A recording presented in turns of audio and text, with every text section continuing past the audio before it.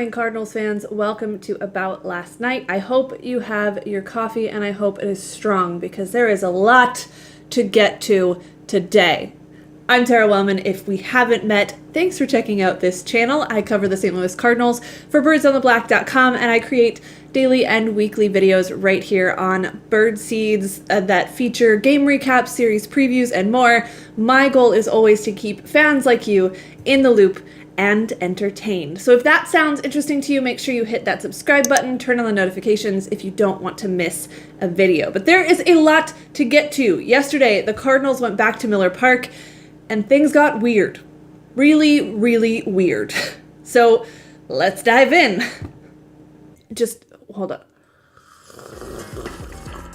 Paul Goldschmidt and Paul DeJong started things off with back-to-back jacks in the first inning, and Cardinals starter Dakota Hudson worked quickly through his first inning as well. Then things got tricky. A solo homer for Mike Moustakas put the Brewers on the board, and the home run derby had begun. Later in the inning, Freddie Peralta dropped a base hit into center field, a hit that maybe should have been caught, but wasn't. Also, the pitcher, and the Brewers took the lead. Now on that play, Tyler O'Neill made a choice on how to play that would-be base hit. I know he's supposed to be great defensively, and we've seen him make some spectacular catches. However, I feel like, I don't know, maybe he doesn't quite have a good feel for when to go for the highlight play and dive to make a catch and when to pull back and go the safe route. It's like he doesn't know when to do what, so he tries something, and lately, more often than not, it's the wrong thing. Twice in Mexico, he took a chance and it ended poorly. Then here, he played it safe and then airmailed a throw so far up the third base line, I don't know, and apparently hurt himself in the process? I just... Not great, Bob. Not great. So with runners at the corners and Hudson getting smashed, in stepped Christian Yelich. And I bet you can't guess what happened next. The same thing that always happens when Christian Yelich, right? It always happens. Just against the Cardinals? Okay, cool. I gotta be honest, I'm wondering how long Hudson can stay in the rotation unless something changes. I mean, even in his best start so far against the Dodgers, he still wasn't particularly efficient, and you just can't miss two big league hitters that often. You just can't. You also can't always pull your starter in the second inning of the first game of a series.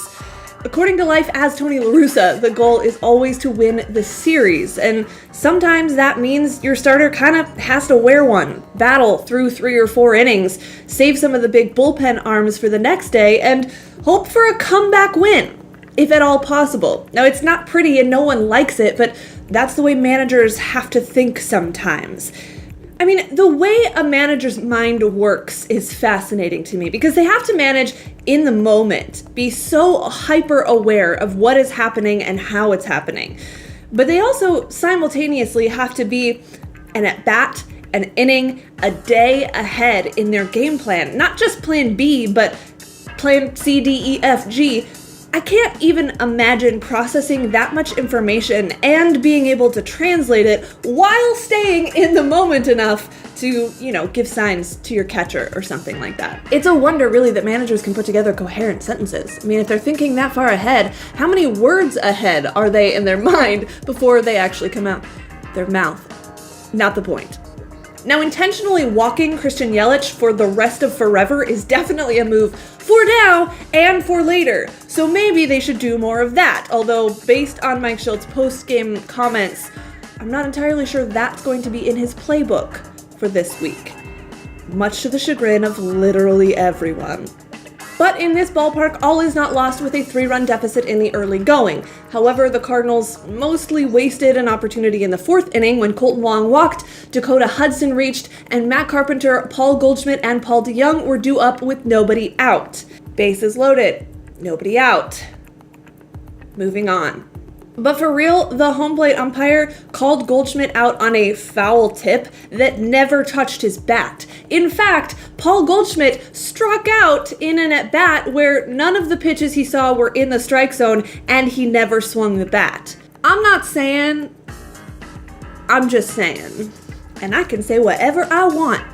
Anyway, and if you thought that was as weird as it would get, you thought wrong. Now, Tyler Webb came in, put up zeros in his inning and a third, Dexter Fowler picked up another 2-hit day, and Paul Goldschmidt again came to the plate as the go-ahead run with just 1 out in the 6th inning. After a wild pitch that took out said home plate umpire, and then created a lengthy delay as the umpires rearranged, Goldschmidt drove in run number 5 for the Redbirds. Then Ozuna, who was great over the weekend in Mexico, came to the plate with 2 outs and tied it up. This team may not be perfect, but there is no quit in these guys. Maybe there should be some quit though, as in quit pitching to Yelich. Spoiler alert, they did. Twice! And shocker, he hit home runs both times. Off of Myers, who then left the game injured, and 1 off of John Brebbia. Just for context, Yelich has 8 home runs on the season. 7 of them are off of Cardinals pitching. 7 of 8!